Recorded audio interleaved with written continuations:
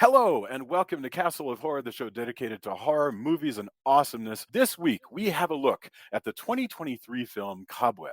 This is episode 412, and it's a really great way to get into the spooky season because this is our first Halloween-ish movie in a while. Bear in mind, if you haven't seen today's movie, we're going to be discussing it from the perspective of horror fans who have seen it. So warning, spoilers ahead. From Denver, Colorado, I'm your host, Jason Henderson, publisher at Castle Bridge Media, home of the Castle of Horror anthology. With me from Austin is Tony Salvaggio, lead singer and bassist of the band Deserts of Mars, and lead guitarist of the band Rise from Fire. Say hello, Tony. Howdy. Howdy. Also in Austin, Mr. Drew Edwards is the writer-creator of the long-running underground comic Halloween Man, which you can find at Global Comics. He is a Best Writer Ringo nominee, Austin Chronicle Best of Austin Award winner, and a member of the PEN America Fellowship. Say hello, Drew. Hello. Hello. And finally, also in Denver, color commentary from Julia Guzman of Guzman Immigration of Denver. Say hello. Hello. Hello. Cobweb is a 2023 American horror thriller film directed by Samuel Bodin in his directorial debut. Its screenplay, written by Chris Thomas Devlin, was included in the 2018 The Blacklist. The film stars Lizzy Caplan, Woody Norman, Cleopatra Coleman, and Antony Stark. So I saw this in the theaters. It came out in theaters from Lionsgate in July, in the middle of the strike, and now you can catch it on all of your video streaming on-demand options. So let's get our opening thoughts. Let's go Julia, Tony, Drew, and then I'll go. Cobweb, Julia, what are your thoughts? So you said it's Halloween-ish. It's actually fully Halloween. It just came out at the wrong time. It should have come out in Halloween time because it's all about Halloween. I mean, that's what they're carving pumpkins and the whole thing. But instead they decided to release it on Barbenheimer weekend. So of course nobody saw it, which is unfortunate because it's definitely got a lot of neat things. There's it's great. Well, I won't say great performances, but there's some good solid performances. There's some good atmospheric creepy stuff. There's a few little creative things. But it's very disturbing. I found it extremely disturbing. I'll talk more about that. And then I just found the ending to be just highly unsatisfactory, unsatisfying. But so I think mixed for me, mixed feelings. Excellent. All right, this will give us a lot to talk about. Tony, what are your thoughts? Yeah, I'm with Julia. This was a way more disturbing movie than I expected, and for numerous reasons that we'll get into. But yeah, it's really effective. Boy, it's a rough one. It's I think the cast is really great. I think the twist is interesting. It has a lot going for it, and it amps up the creepy in numerous ways. So I think it's really good, but also just it was definitely rougher than I thought. Again, because of the reality of some parts of it are just woof. Yeah. So I think it's really effective, but it was a tough one for me to actually get through, to be fair. And I know we're going to go deeper into it, but are you talking about the bullying stuff or the parental Well, the abuse stuff? parents, the Yeah. parents, the child endangerment, the bullying, Yeah. the reverse, The person in the wall. solutions for bullying, what we find out about Yeah. everything, is, I mean, Yeah. it doesn't pull punches in a lot Right. of ways that you might think, and it's also closer to home, and I mean, you could take out some of the elements and you've got Yeah. a twisted reality of actual reality, and it's close enough that that's the kind of stuff that disturbs me more, and it's not that far from that. So yeah. Excellent. Thank you very much. Drew, what about you? So I think this is a very good movie. It's almost a great one. And I think the fact that it gets so close makes the stuff that frustrated me about it extra frustrating. And we're gonna get into that. Loved the Halloween vibes, of course. Yeah. I think that this does a great job of catching the spirit of the season, but also the relationship between children and Halloween. I also thought it also made me think of obviously the people under the stairs, but also another horror film from that time period, Lady in White, which also dealt with child abuse in a kind of similar fashion. But yeah, I thought this was really, it's definitely a movie I will go back and rewatch.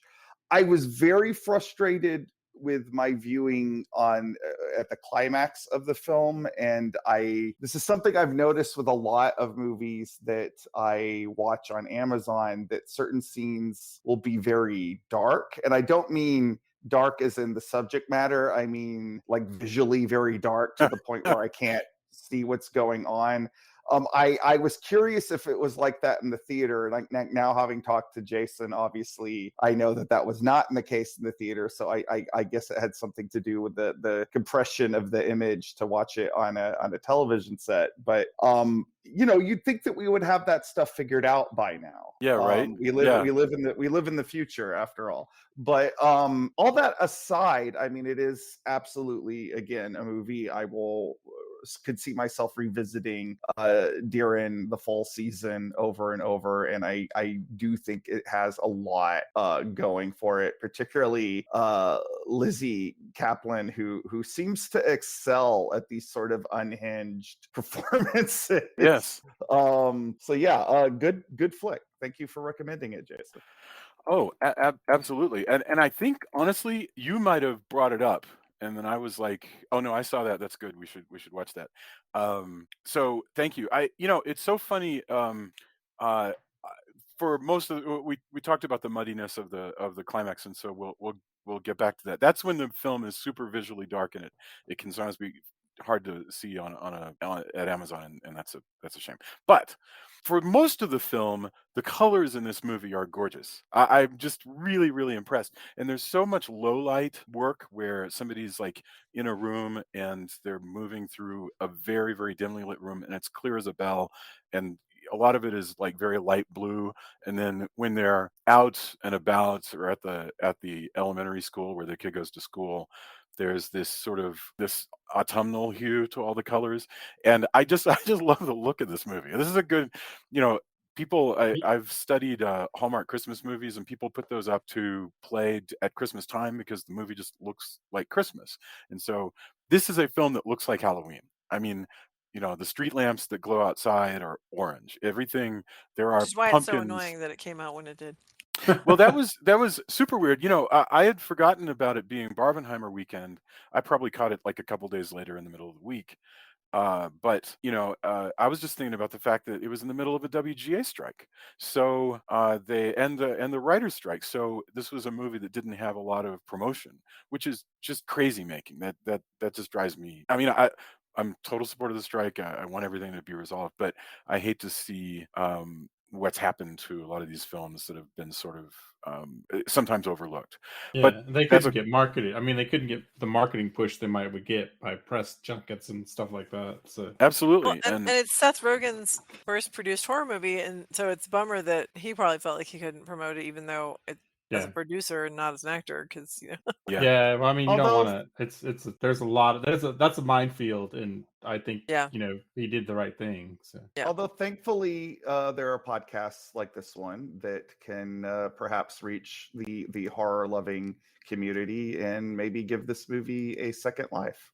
Well, and of course, films have been getting a second life on video for, as long as we've been alive, right? Especially when you think about it, in a way, releasing a movie in the middle of the summer means that you get the chance to bring it out on video at Halloween time. So that's probably their fallback that could position. Have been it. Jason, it's funny you talk about the color, because I kind of thought the opposite. I think they did some really great color choices. Mm-hmm. This isn't a knock, but it is an extremely, they have color that pops, and the color grading is extremely intentional. But it's funny that you picked up on color, because I was thinking in my head, how muted it was, and how the saturation, except for the colors they want to pop, like pumpkins, etc. Like the overall movie is extremely desaturated. Yes, blues and grays. I guess that's true. I think that's it. But that's why it's fascinating when you're like, "Hey, I just love the colors." And we're like, and I was I love the wash. it doesn't have a lot of color. But I also thought about how how subversive it might be to take a horror movie, and it's been done sometimes, but to take a horror movie and just like, what if it looked like Wizard of Oz? Yeah. Like if you just went in the opposite, like Technicolor for I something agree. dark as this movie, but it was Technicolor, so the darkness comes from the subject matter. I think they made the right choices as far as the color grading, but I had the opposite. I was like, wow, this is they chose to deliberately make things extremely stark and extremely, like, the darkness also comes from the color grading. Okay, I could, and what I'm to some extent though, what I'm thinking of is the wash. There's Yeah, like sure. the blue wash when they're inside, the orange wash that's sort of Yeah. when it's just if you're watching, if the film is just playing out of the corner of your eye, it you can tell it's a horror movie and it looks like, Oh, it's oh man. effective. And they go taking that further, you'll notice in the school scenes, because it's not the darkness of back at the house, they bring the color back up. Mm-hmm. So all of this, like when things are, well, again, they've made really deliberate choices, and I geek out about this stuff because color grading is part of the whole making a piece, right? Yeah. And so when things are going well, when he's painting, even though the painting is dark, and we'll get into that later, but like the feeling, when you're talking about how it makes you feel, and then the difference between that and Hallmark movies, they made these deliberate decisions so that in that classroom it's not as dark, right? But when when the bullying stuff happens, it's stark yet again, or perhaps it goes back to blue, it goes back to muted colors, it goes back to the harsh reality of this, what's in a lot of it kind of mirrors like the kid's kind of psyche and what he's going through. Yeah. So it's very deliberate, interesting choices. I'm glad you brought it up, because that's the kind of stuff I can I like to talk about. But I think people should definitely. Well, you know what? I'll save my recommendations towards the end. I was going to say you should watch this Halloween because it's a good one to just play. But sure. I'm giving away our own opinions. But okay, so let's start out actually talking about the performances a little bit, and then we can go into the plot more. I just wanted to say Lizzy Caplan is just, she is dialed up to. So Lizzy 11. Caplan She goes to plays this extremely controlling, very strict, I guess religious. It's difficult to tell. I don't think she's religious per se. She's just, she comes across like Piper Laurie, but she doesn't do any. There's no like gospel speaking. She's So just go ahead. I want to say, because you had already seen it, and so I think you've forgotten your first impression of it. But having watched it just for the first time today, I watched it today. I found that at first there was just something just a little odd about her performance. Like when you're first watching, you're just like, she's just a little weird. Like that you couldn't tell, and that's why it's really. I love that she is able to make this performance go from subtle to batshit crazy. From like, so at first she's just kind of like. So at first she seems like she might just be a little weird, but not. But she might be nice. Right, exactly. Like that's what I'm saying. Like you can't tell. She dresses very, very like kind of old fashioned. Very old. Everything about their house feels like you've stepped back in time. It's very Tradwife, because they don't have any the dad like goes cell away. phones or anything. Yeah. Their house is stuck like in 1968. I mean, like they do have touch-tone phones, but well, I first wondered if this was a period piece because of the way this family appeared. Yes, yeah.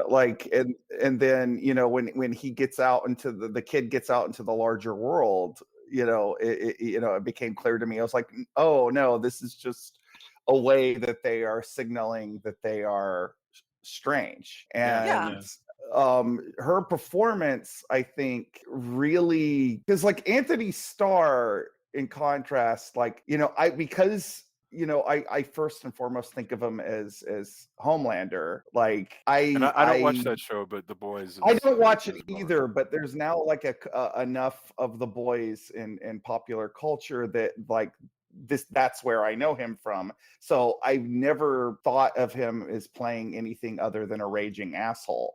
Yeah, so I watched that show, and I was like, at first I was like, well, maybe he's gonna, he's a family guy, and then like, oh no, has he ever played a normal person? Like, he goes, unlike Lizzy Caplan, he goes from very sweet and nice to totally insane immediately. Like kind of like just like like somebody flipped a switch. Whereas she just really evolves this character into like crazy town throughout the movie, Yeah. which is just really interesting. And we should take a moment to sort of now that we've heard of those two parents, what's going on with the parents is that you have this kid named Peter, played by Woody Norman, as this shy, very The kid's internalized, great, very great actor. jumpy kid with a 1970s haircut, and his parents. He walks around his parents like they are a bomb about to explode, and that is the most unnerving thing about it. Is even at the beginning when we don't know necessarily if anything's going wrong. I there's this feeling of a fear of abuse even when abuse isn't happening. Do you know what I mean? I mean, or Julia, did you get that? Am I No, but like, see, that's what I'm saying is at first I don't get that sense, and then it just switches as soon as he gets as soon as he starts to let on that he's hearing something. That's when it switched because they're because basically the deal is this kid is hearing noises and the parents are just like dismissing like, oh, it's no big deal. So in my mind, not knowing anything about how this movie is going to go, I'm assuming there's a ghost in the wall, like a ghost, and not an actual human person. And so at first, I'm like, okay, they're just dismissing him because they don't want to deal with a ghost. 'Cause, like, just like many parents, if some kid says they're talking to somebody, you're going to assume that it's an imaginary friend because you don't want it to be a ghost or worse. And so it's probably an imaginary friend. So you're just going to be like, so that's what I assumed was happening. And then I start going, okay, well, there's this death that happened. Maybe the parents had something to do with it. Maybe something but then it's like, it does flip when he starts to actually say like more things that indicate not just that he's hearing sounds, but that he knows something's up. And they have to now become defensive because they have done something bad and we don't know what that is. yeah. Yeah, and you can see it's so. Once again, Lizzy Caplan is. I would love to know her process. Like in a lot of scenes here where you don't yet know exactly what's going on, but her nerves appear to be really, really on edge. And Very much like the what's the Glenn Close movie? The Fatal Attraction. Very much like the Fatal Attraction show that she was in. oh yes, right. She played a mentally ill woman who becomes obsessed with this lawyer that she has an affair with, and she just radiates unpredictability. Yeah.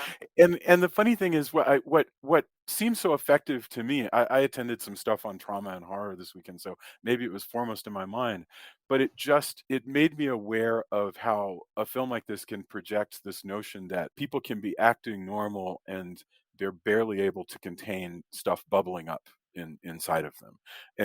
And I was getting that from this actress, a lot. um we start out, Peter starts hearing voices from the wall, and we think that it is maybe a ghost. It's a while before we learn the truth of what she is, but we should take a break there from what's going on in the house to what's going on in Peter's school world. Tony, if you're too disturbed by it to talk about it, then you don't have to. But I mean, Tony, do you want? I will say, like, so when I was young, when I was in kindergarten, the school bus that took us to kindergarten had like some upper grades, and of course, I forgot what I want to say middle school, Yeah, right? But I'm not sure. And there was this set of kids that just decided, like, let's pick on kindergartners, yeah, which is in retrospect, like, who picks on kindergarten? Like, what's wrong with yeah. you? So, like, dangle my lunchbox outside the school bus window. Like, I'll drop it. I remember I quit eating. I like this one cereal, and like, that cereal looks like dog food. I came home, my mom's like, "You love that cereal?" I'm like, "No, it's not. It's like dog food. I don't want to eat it anymore." Oh, Like, I'm so sorry. just crap like that. Like, so I'm like, he gets on the bus and these kids are tripping him and all this stuff, and he keeps that like wound for a good chunk of the movie. Yeah. Yeah. No, it's horrible. I had Like, similar and stuff all in. this stuff, I was just like, damn, like, way to open up all that movie, which Right. is, You know, effective movies do, have reflect, but again, this is a rough one. But he's being bullied at school, and just, but that's the problem when he's both sensitive and they don't have a TV, they don't have, yeah. they eat gruel basically. You find out, like, Yeah, that's what it was. like Gruel. That was the word I was looking for. I was like, what do you call it, Jason? Like slop or what is it? It's gruel is yeah, the word I'm it's looking like for. basically, I Yeah, mean, yeah, we're in like a the land of It was very you know, that's very Oliver strange. Twist kind of, but boy, it's so good. It tastes different tonight. Like like I every love night though, it's like I but really loved the payoff of the rat oh poison smelling like cinnamon. Yeah, that was yeah, what an excellent technique, by the way. Really Yeah, excellent job of like just leanness of foreshadowing. Yeah. establishing something, foreshadowing it, laying it in the audience's mind, and then bringing it back. I mean, man, Yeah, that was neat. Yeah. but then you've also got like the twisted kind of manipulation that happens, and what these kids do to him, and also like the repercussions of all of this are fairly realistic. It's you've got the family. It could just as easily be abuse. I mean, they do abuse him. They lock him in a basement with chains. Yes. They like, but Well, that also it, but all but the staying at the school for school. a second before Yeah, because that's his punishment for getting right. for getting in But I'm trouble. just But saying, like all this abuse stuff, but also in the school, it is the thing of like once it's reported, it's almost worse. Like yeah, that whole snitches get stitches yeah. mentality. Yeah, what a terrible Uh, this school, I mean, maybe all school is like this, right? But like the only hope for this kid, presuming he didn't have like the terrible family that he's got, presuming that they were just mildly terrible, the only hope for this kid is manage to survive the next 6 or 7 years and get the hell out. but that's That is often it. I the case mean, because truly, it really is hard. Like when the principal says, the teacher's concerned about the kid, and the principal's like, "Does he have bruises? Does he wet himself?" He goes through the right, checklist of things. It's like, if not, there's nothing we can do because, yeah, I've been in the situation where I got a creepy vibe from somebody's parent, and I'm like, so I talked to somebody who I knew that worked at Child Protective Services. They're like, unless X, Y, or yeah, Z is going on, yeah, you're gonna make the situation worse because all they're gonna do yep. is somebody's gonna show up and interview, and then like it's gonna aggravate it. So it's really not. It's very hard to know what to do in those Well, circumstances. we had somebody across our from our one of our apartment complexes. Mhm. The kid, obviously, I couldn't tell if it was like the kid was on the spectrum or if he was like there was something going on family wise. But like we caught him one time and he missed the bus and he was just freaking out. I missed the bus. I missed the bus. Like and we call his mom and we're unsure because we'd heard like she would yell and stuff like this and like but you can't do much Yeah. unless there's really cause, and there's a lot of reasons for that. So Sure. yeah, I mean that the whole just stomach sinking feeling when the teacher comes to confront, because the reason she's doing this is because she's a substitute, so she's with fresh eyes, she gets to see like something is really wrong here. Like I don't want this By the poor way, that's kid. Cleopatra Coleman as She Ms. is Divine. gorgeous. She's She reminded She's me she's so much awesome. of Sade back in the day. I was like, oh my gosh, you're She beautiful. Yeah, she she's is awesome. she is really beautiful, and she seems in this role. I haven't seen her in anything else, but in this role, she's really sweet. So Yeah. she's just like this. Well, I She's mean, her perfect. name is even Miss Divine. It's like they're Yeah, trying to set her Right, up right, I right. love that name. as Yeah, being angelic Yep, almost. yeah, yep. Yeah. yeah. She is. She's and to some extent, when we're thinking of if this is really a story, not completely, but if it's kind of a story told through Peter's eyes, that's what she is. She's like Right. this respite. She's And trying real hard. that's the interesting thing that I was trying to figure out at first. I kind of was second guessing some of it because of again, and they do that with color too, like what you're talking about. I did wonder for a little bit, like for a good chunk of the movie, they also make it so it there's a possibility that we're just seeing it through his eyes and things are not as they seem. Mm. It's really cool and ambiguous that way. As we progress, we realize like no, it's all happening. It's terrible. I But love that this film does. I had written down reversals. This film, as it right. goes along, will follow kind of what you're expecting, and then it reverses by revealing Mhm, something, mhm. and then it switches, and it switches again, and it does it like sometimes in the plot, but also sometimes in what kind of movie you're watching. Like I would say, once without talking about the climax, once you get to the climax, you're in a way different kind of movie than you were when you started with Definitely. the pumpkins and the voices in the walls. Now you're in Malignant or something, and that it reverses a lot. I can see why people really dug the script here. um All right, so I would say that dealing with the bullies for a second, the bullies are being totally jerks and they're horrible and they're violent and they're pushing him down every day. And the voice in the wall tells him, you need to stick up for yourself and come hard at these guys. And so he he stalks his main bully and pushes him down the stairs. And I know I shouldn't laugh, but I was like, that kid's an asshole. And my only regret is he couldn't push him down the stairs like 3, 4 times because it's a movie and this isn't real life. Okay.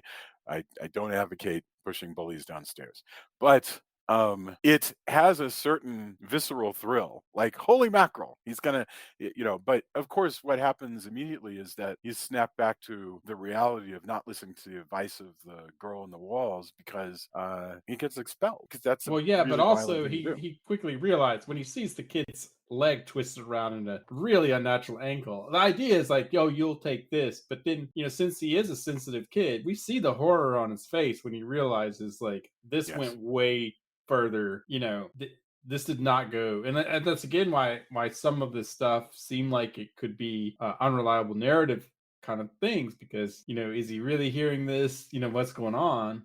Well, and I believed Um, him that he didn't mean to push him down the stairs. He probably just meant to oh push him yeah, down. It happened to be behind yeah. the stairs. But is the reality of the horror that he invokes is he definitely didn't want that to happen. But us as watching all the bullies, as spectators are kind of like, I don't know if you deserve that really, but you kind of, I don't know, I'm on the fence. Yes. I mean, in Well, movie and- logic, In he movie did. logic. I yeah, mean, of course. it's played more realistically, but in fairness, I mean, this is a genre where if this were a Friday the 13th movie, it would be we would be rooting for Jason to stick a machete through this kid's Sure. head. Right. Yeah, Like, exactly. and we would be okay with that. Yeah, We'd be like, well, absolutely. wasn't it great then so like this movie plays it for remorse and it Yeah. does it very well. What I found interesting about the outcome of this is his dad being like, we're not the sort of family that solves problems with violence. Ah, bullshit. Even though absolutely they are the sort of family that solves problems with violence. At least some of them are. By the way, the really good kid, the, point. the bully kid, is played by Gary Busey's son, and he actually, if you look at him, he actually does look like Gary Busey, which is interesting. Yeah. This is Luke Busey, who is the extremely younger brother of Jake Busey. So good for him. He's a scary little kid. Which now all I'm gonna hear is some commentary like when the Riff Tracks guys do Gary Busey. Man, that's always good. So that's another good thing here is that the plot, the elements always move the plot along. So he gets expelled.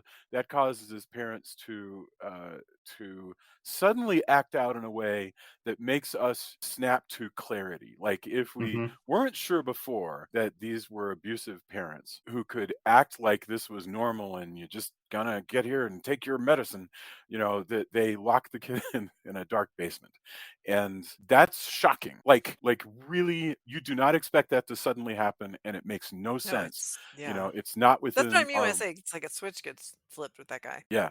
Because he's suddenly like, "Oh, you're grounded," and she's like, "Go to your room," and he's like, "No, he's going to the basement." But there's a scenario holy here shit. that we could be thinking where that happens and you go, well, maybe Lizzy Caplan is so keyed up because she is worried about protecting her son from this horrible man, which would be a scenario that any of us could identify with, right? Right.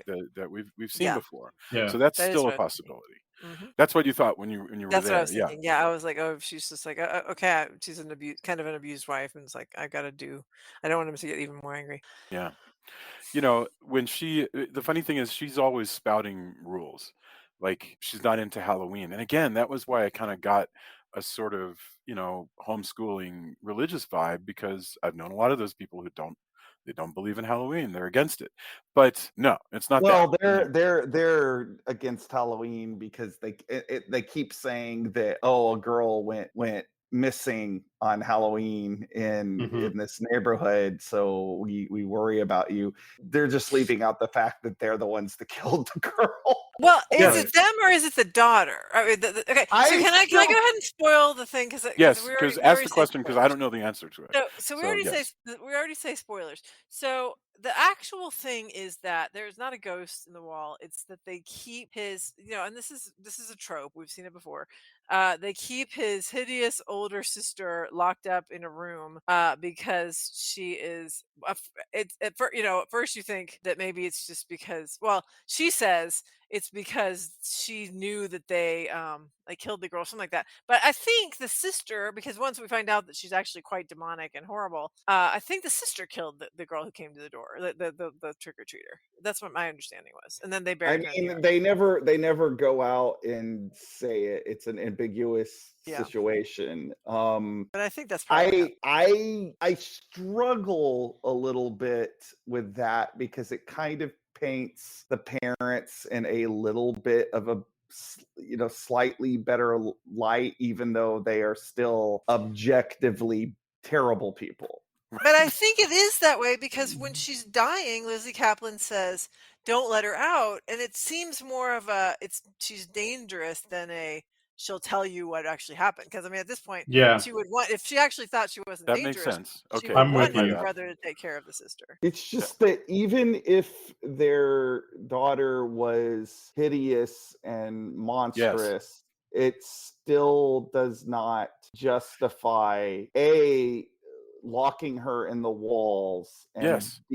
B everything they do to this little boy. Like, Can we talk Right. about that for That's a why I second? say it's Well, super disturbing. so Yeah. I took it. I mean, I think it could possibly be because they talk about like, hey, they're not right anyway, and whatever. I think that the deformed daughter pushed them over the edge of an already terrible existence, and then the psychic trauma of all of that. They keep her locked away. That's their way of dealing with it. I think that she talks about like, oh well, I had to learn this and that. Her almost supernatural abilities are she's contortionist basically because she had to figure out how to climb and how to escape. Yes. And so if she killed the girl, it would make sense that she escaped and then they're like, oh crap, we have to put more locks on, we have to be even more extreme. Yeah, she And that escaped would from the also haunt pit. them. Yeah. She was in a pit. She escaped from the pit because she learned how to climb the wall. So then they lock her into the wall. Yeah, Can or we into the can room. we I want to zero in on this abuse thing though with the concept of, and I know I'm sure it is a trope, but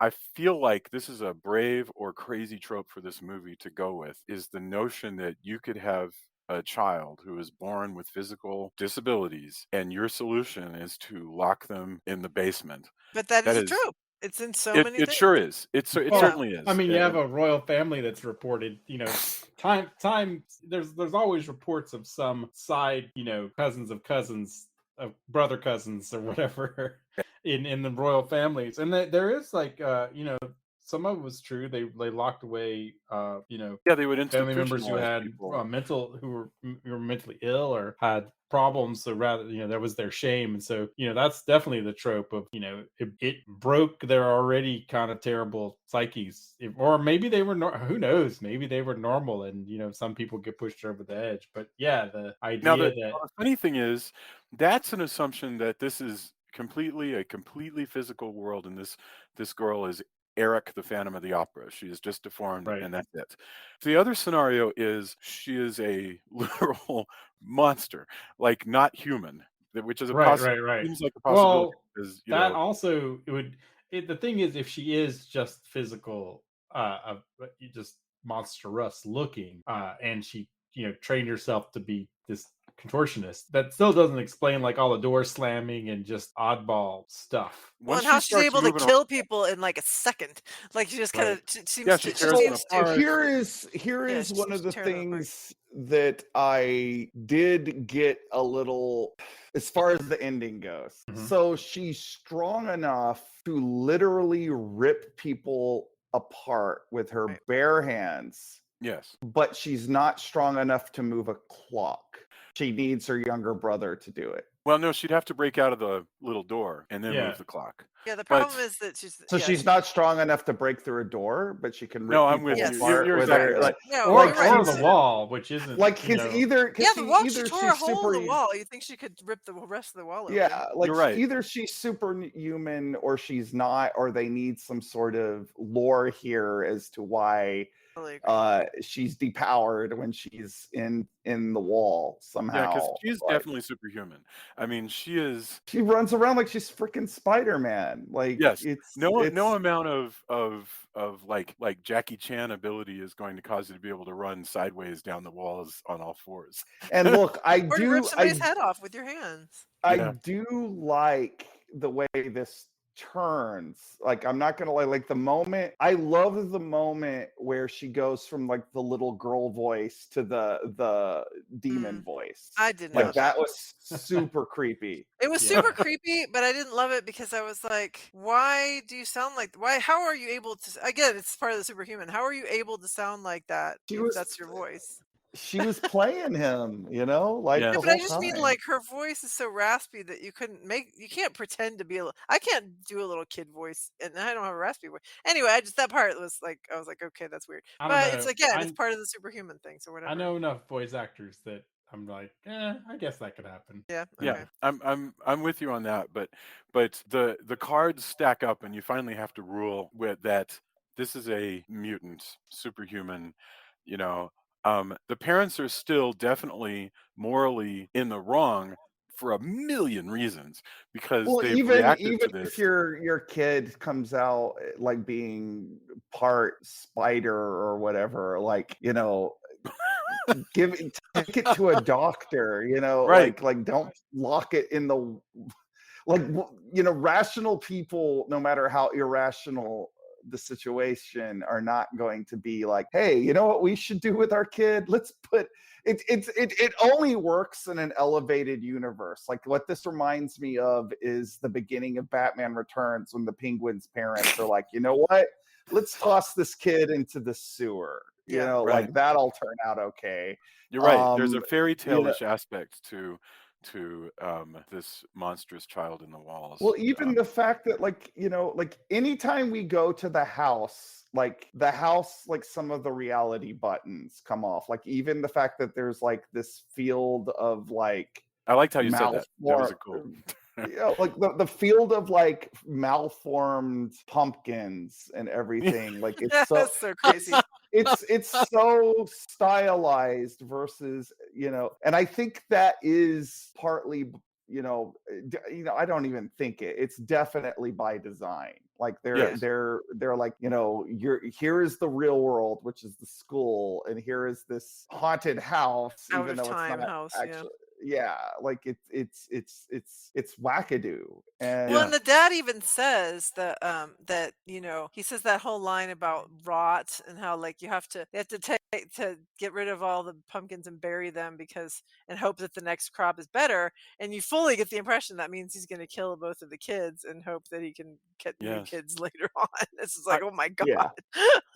I also want to mention this whole repression thing, like the whole notion of your shame over something that was the result of your actions that you are ashamed of. And instead of doing whatever was the right thing to do, whatever that would have been when they suddenly had a child that looked like Nightcrawler, basically, they decide to do. There's no Professor X in this universe, but they don't go to a hospital. They don't give him up to the Catholic Church. They just put the girl into the wall, into a cage. That's repression, and that's something that people do all the time. Where deep, deep, dark secrets get pushed Well, and down. that's what I mean when I say this is a disturbing movie. The thing that I found the most disturbing, just like what Tony was talking about with the bullying, is that people really do abuse their children in horrible ways. Mhm. Like you hear all the time about people who like that somebody found a kid who had been locked in a closet for like years or had been locked in a basement, whatever. And so that's what disturbed me so much is that I'm Oh like, this yeah, is well, all very real. all of it's too like you don't have to look Yeah. very hard, and especially like in the foster care system, it's just Hmm.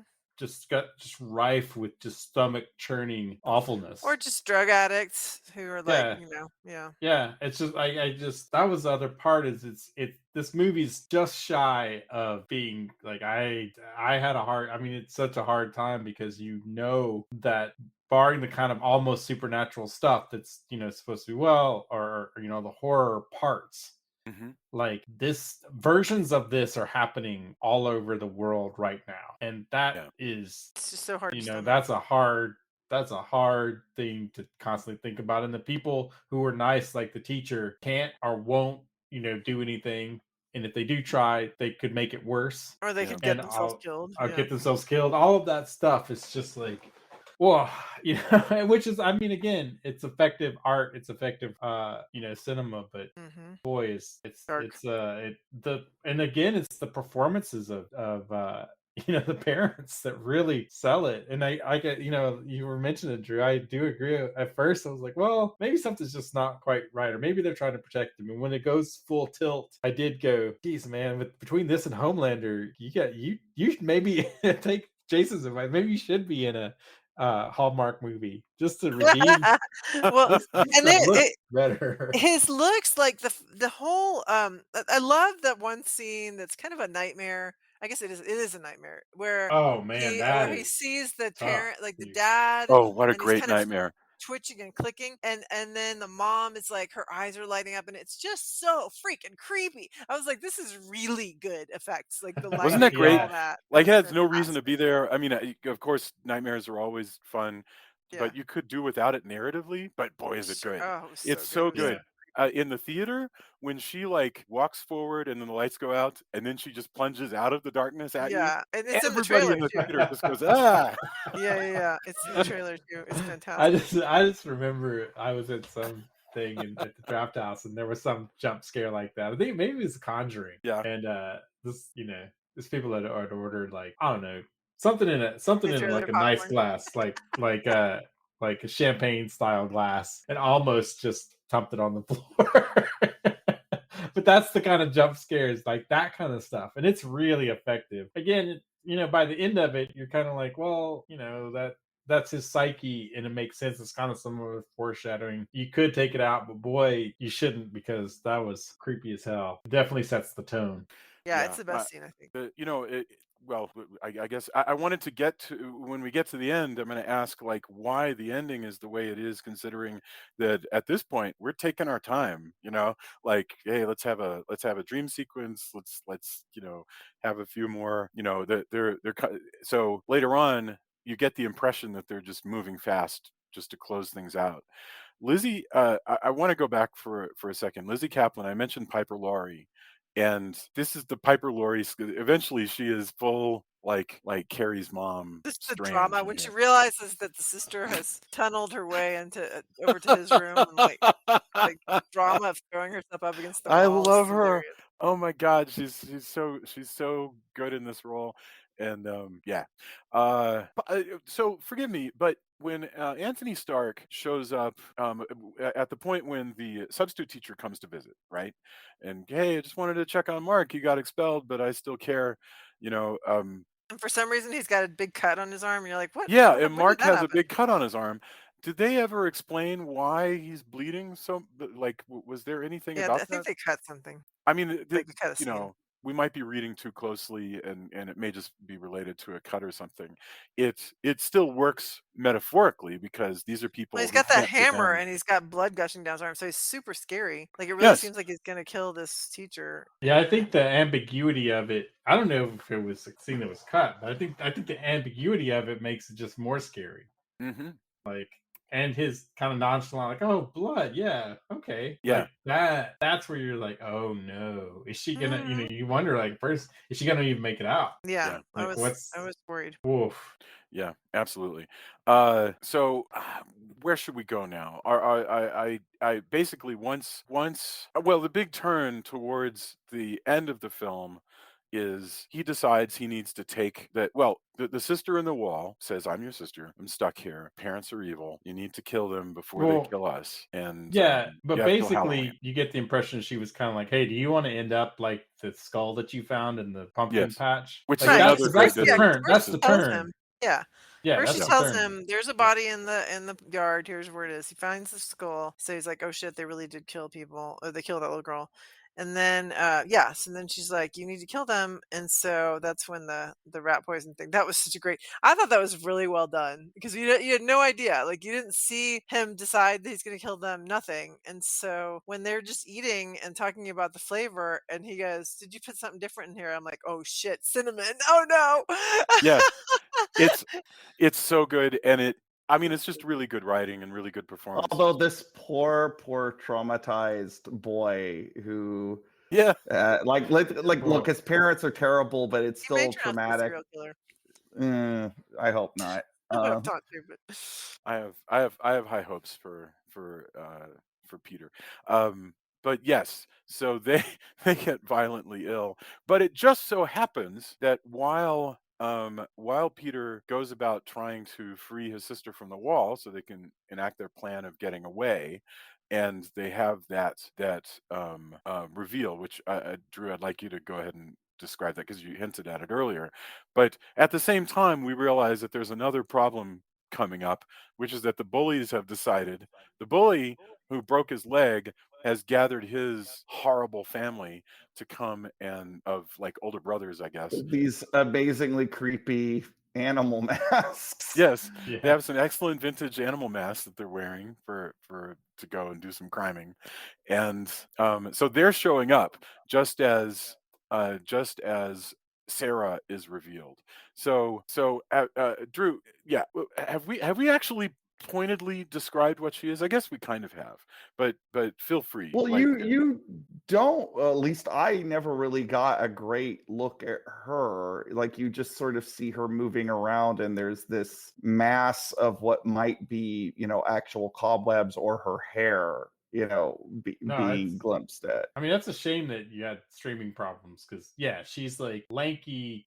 You at first, I mean, you still swear it's supernatural, but then she has her mouth is extremely like toothy and wide. Her eyes are large, and in fact, it's weird because they kind of they amp up that effect and then soften it at times. yes, So there are times like close-ups, it's really monstrous, and then even in those, like sometimes they'll pull it back a little bit, which again was kind of the how much of it is what he's seeing and thinking, and how much of it is reality. They play with that a lot. she looks Well, like where the wild things And then are. she's just Wild super long hair, which she uses to kind of drag around or intimidate. well, and then there's the Rapunzel scene where he uses it Yeah, to yeah, pull yeah. himself up out of the pit. Yes. Well, I- I And- like what I really liked here was the vocal performance of the like the sort of crypt keeper-esque laughter and like Right. the apparent glee she has, because like for a few moments here you have a home invasion versus a monster effectively. And It's Deborah you know, Wilson, by the way, doing the voice of Monster Sarah. Just so you know. it's Yeah. good. It's good stuff to me. Like I Yeah. really liked the shift in the. I know it didn't quite work for you, but like it really worked for me. Well, I and like love- both of the voices. I just had a hard time buying that it was the same person. But whatever, it's fine. It doesn't matter. I thought the whole thing was effective. I didn't like the face, honestly. I didn't like the face. I thought the face was kind of dumb. But I love the hair. I love the weird walk, the crab walk, all that stuff. Very Yeah, fun. and like we talked about her ability to run along the walls like an I can alien. see why it reminded you of Malignant. Yeah, very similar to Malignant, but even Malignant wasn't able to run sideways on the walls. But yes, Malignant was able to do amazing kinds of. I'm just calling that character Malignant. I know that's not what they're called, but that character was able to do amazing kung fu essentially and kill people. Kill like 80 people in a room. And this is similar. This Monster Sarah goes Batman on these punks, like so that she's she's like like for a moment the movie just sort of takes off its jacket and becomes a sort of gonzo, somebody killing a bunch of bad guys in a room. Yeah, you needed the movie went, okay, we need for this monster to be able to kill some people, so we got to bring in some extra Yeah. characters. And so it's like, I know the bully and three other people, and one of them's in a weird rabbit mask. Actually, they're all in masks eventually, but when they're first in the car and the rabbit mask Yes. pops out, that was hilarious.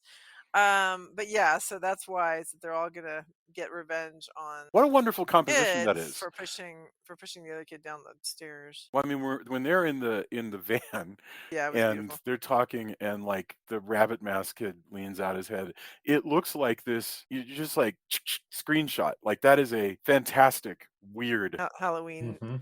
yeah, just image. Halloween image. Yeah. So anyway, that is the plot for a while, basically, that she kills the bullies. It has almost no plot purpose other than just to establish how Violent she scary is. she is and violent. And probably monstrous, supernatural, whatever, to justify that they've got to figure out a way to be free of her.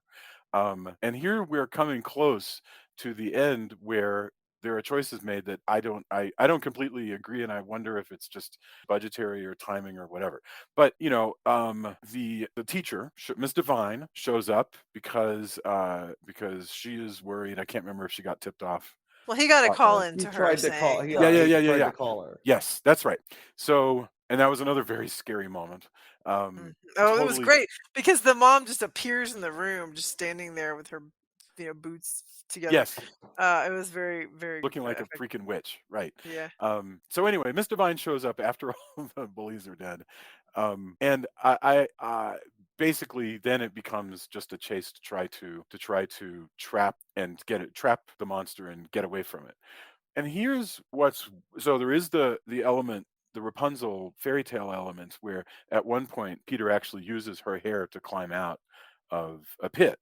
The way that Rapunzel's savior uses her hair to climb up a tower.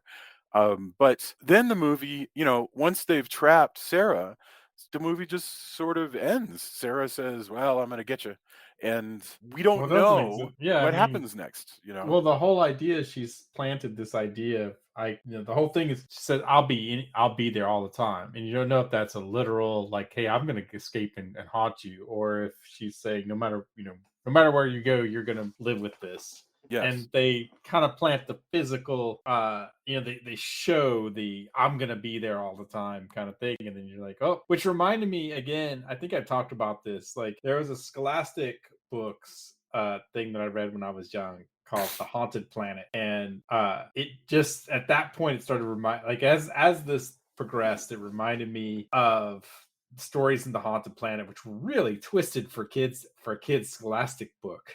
Huh.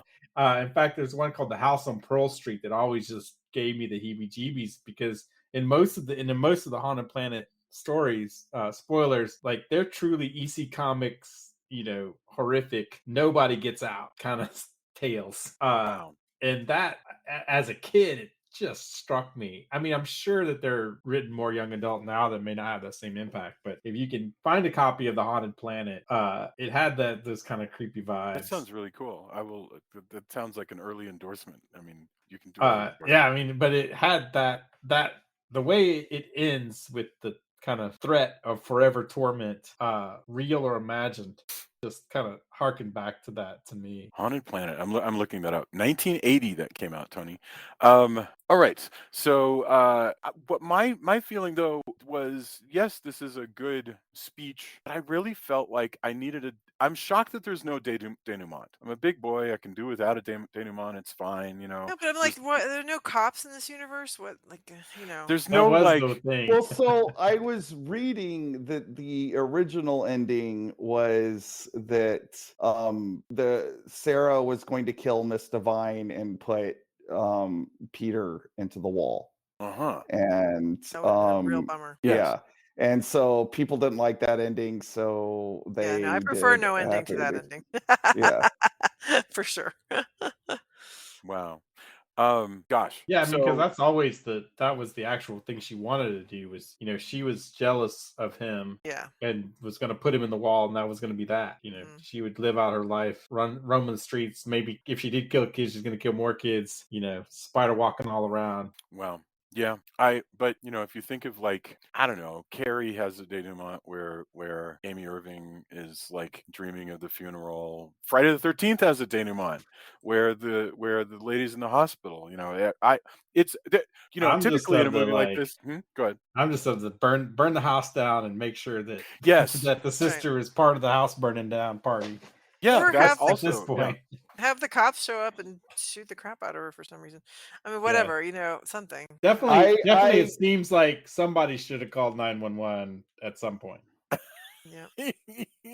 Yes, that's true. Well, he cut the phone line, but Miss Well, there Divine was. I has a mean, Miss phone, Divine has so a cell phone. What I'm Yeah, she saying has a cell is, phone. Yeah. yeah, like, I yeah, think that that the ending feels very abrupt and mhm, not in a sort of John Carpenter way, more just a abrupt way. So like even if they wanted to go with like a happier ending, they still could have spent a little bit more time. Like I said, this is sort of there's like a few little things here that keeps this could have been a great movie. Like Hmm. it's pretty good.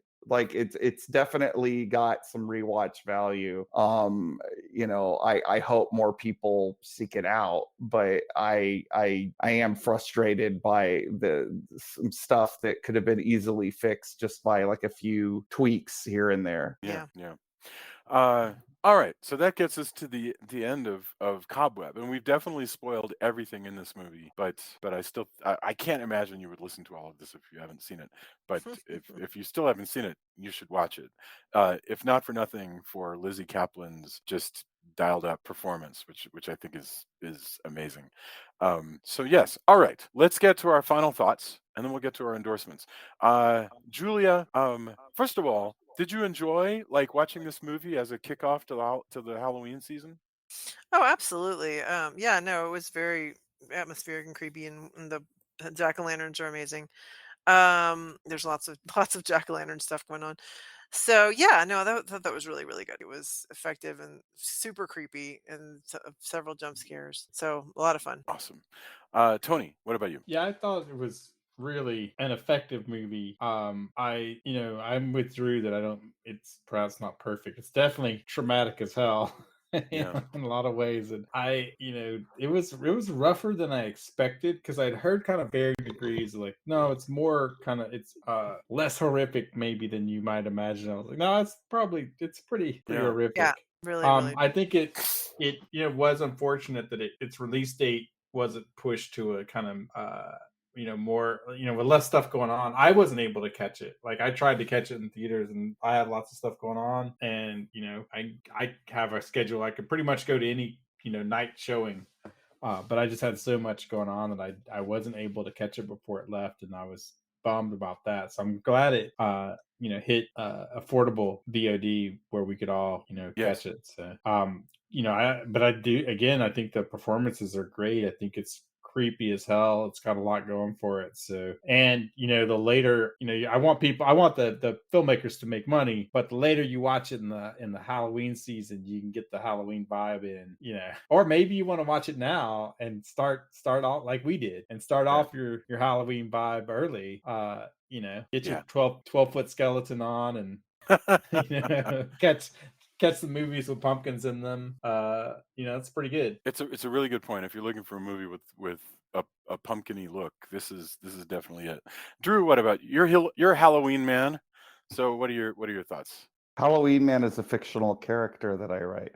Um, I really enjoyed this. I am glad that we in our indecisiveness this week we came around to this movie, and because like everybody thinks that we have this like master plan, and this is a movie that literally got slotted in at the last second. Because we literally And couldn't decide yeah, what. and Yeah, it ended up being not a joy. I feel like saying a joy to watch is probably wrong because there is some rough material in there, but it is a very good movie that I hope more people seek out because I do think it has a lot going for it. The performances, definitely the atmosphere. It's got big, big, big Halloween atmosphere, and I think that, if enough people learn about it, it could end up being kind of a minor Halloween classic. So, I always, I love the unsung horror movie, and this definitely is something that seems like it flew under a lot of people's radar, and it deserves its reappraisal because it's got style to burn. Yeah, Yeah. well said. Yeah, thank you.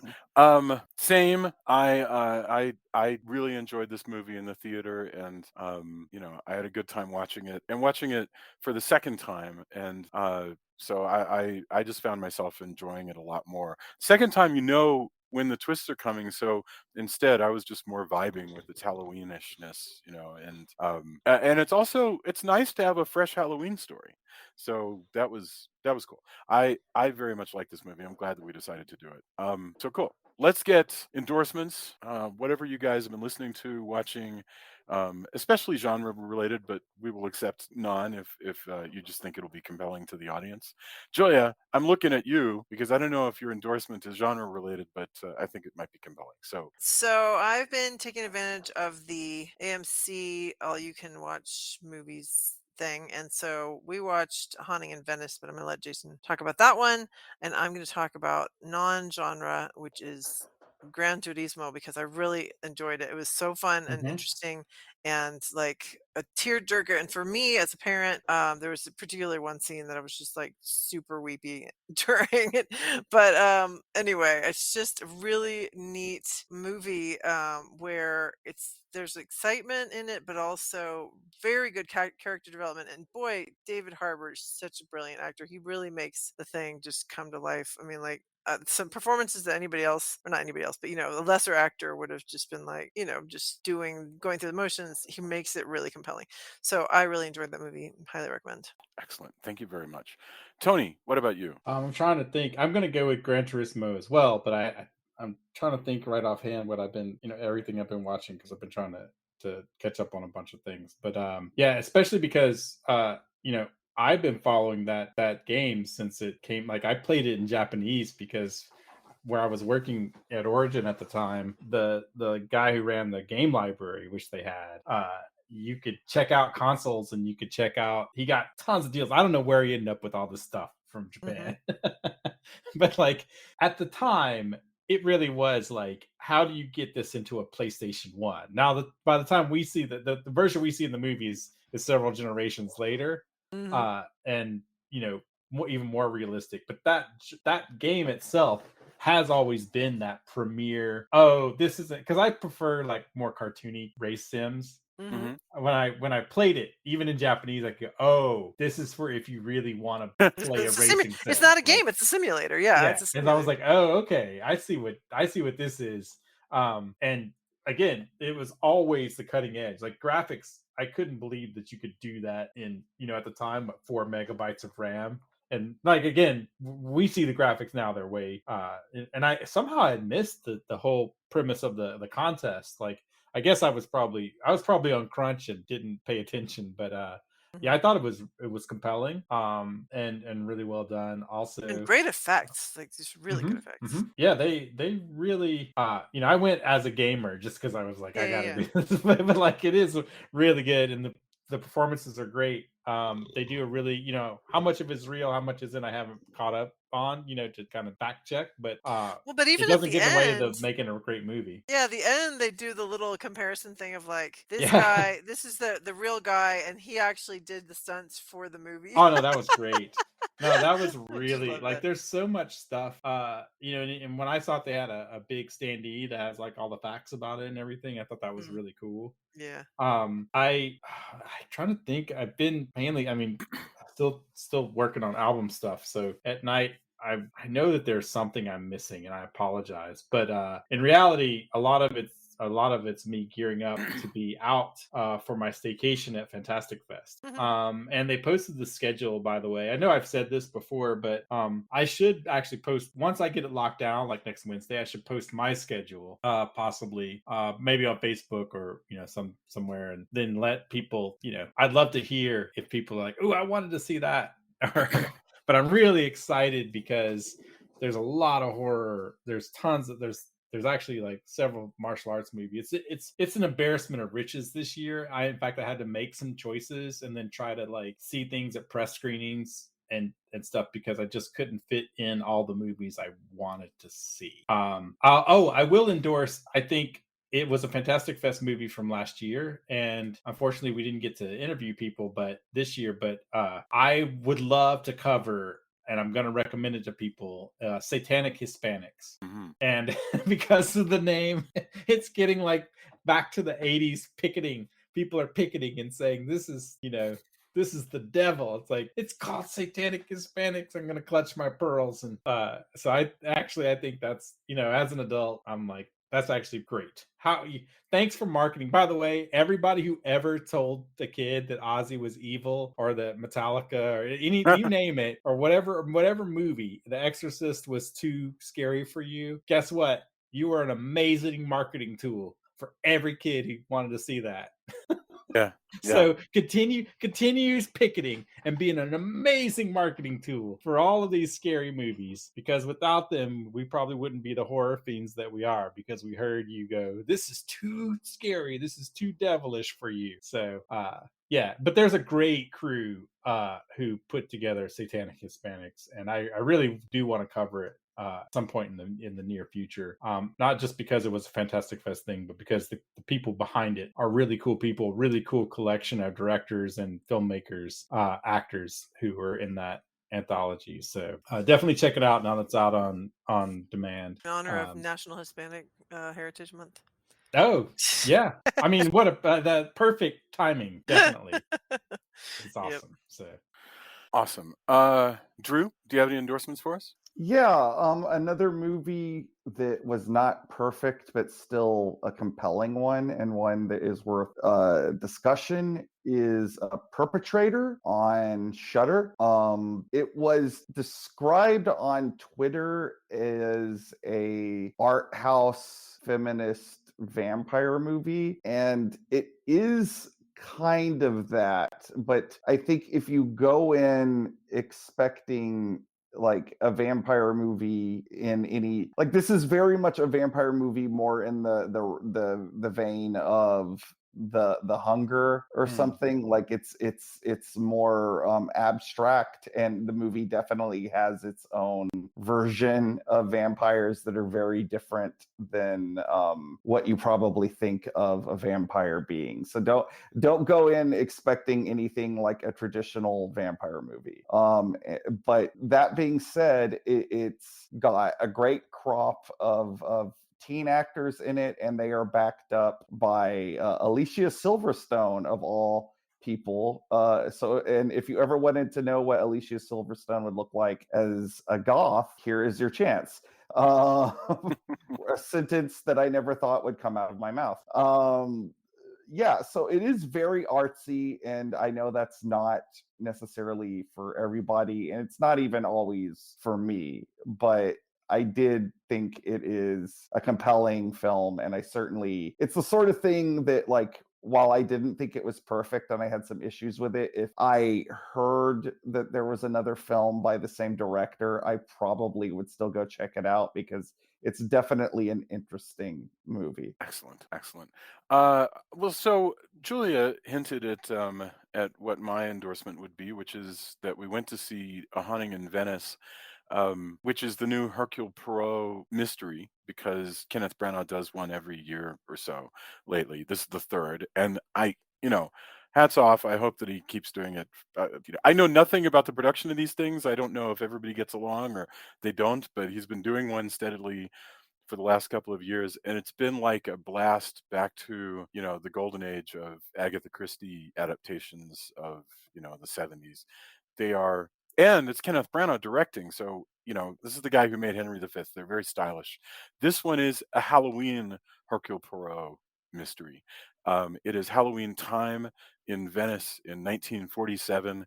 And there's a spooky mystery that Poirot is eager to prove is not supernatural, and the movie keeps making you literally wonder which way it's going to go.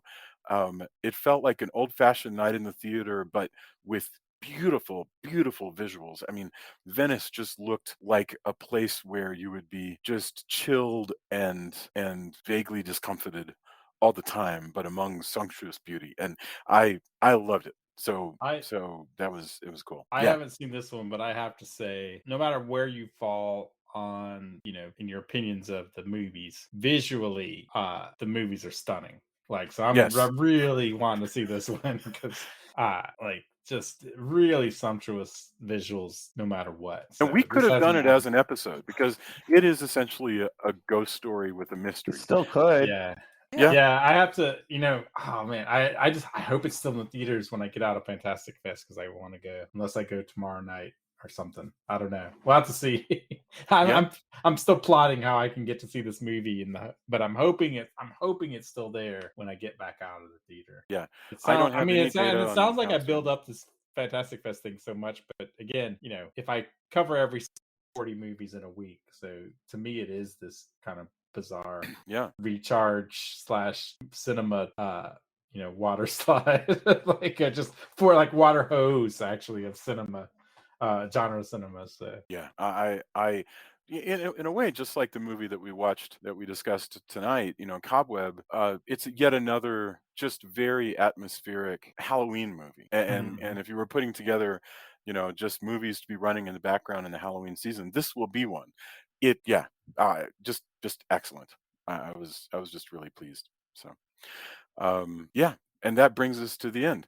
So I don't know what we're reviewing next week because we've lost the plot. Our Excel spreadsheet has run out, and we haven't built a new one. So we're making this up as we go along. I don't know. We'll be back soon, probably with A Haunting in Venice, but it's probably something else before then because I don't know what we're doing next week. But we wish all of you well. And to the writers and directors, writers and actors are on strike. And now the auto Boy, workers. yeah, now the auto workers, but I hope everybody gets back to work soon. I know that there's so much pain, and so our hearts are with you. Everyone, be excellent to one another and come to the Facebook page and let us know what you thought. Thank you. Bye. Bye. right.